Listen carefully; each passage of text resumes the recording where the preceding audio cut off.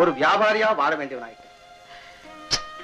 பணம் இருக்கு, பயந்து பணிவிட செய்ய பல பேர் இருக்காங்க. ஆனா அந்த வாழ்க்கையில எனக்கு அமைதி இல்லாம போயிடுச்சு. ஒரே மாதிரியா வாழ்ந்து வாழ்ந்து வாழ்க்கையிலே ஒரு அலுப்பு தட்டி போச்சு. ஆனா இப்போ ஒரு திருப்பம் நான் எதிர்பாராமலே ஏற்பட்டு இது எனக்கு வேடிக்கையாவும் இருக்கு.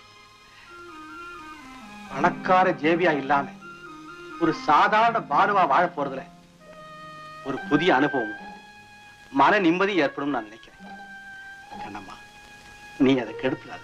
நல்லா இருக்கு எஜமா. வெள்ளிக்கட்டில படுத்து தங்க விசிறியில காத்து வாங்குற நீங்க இந்த தரையில உட்காரணும்னு தலைவிதியா என்ன? அதெல்லாம் வேண்டாம் எஜமா. நான் இப்பவே போய் இதை யாருக்கிட்டாவது சொன்ன என் பங்களாவை வாடகைக்கு விட்ட குத்தத்துக்காக உன் அப்பாவையும் அம்மாவையும் ஜெயில தள்ளுவேன். ஆமா, வேண்டாங்க எஜமா. அப்ப நான் சொன்னபடி நட.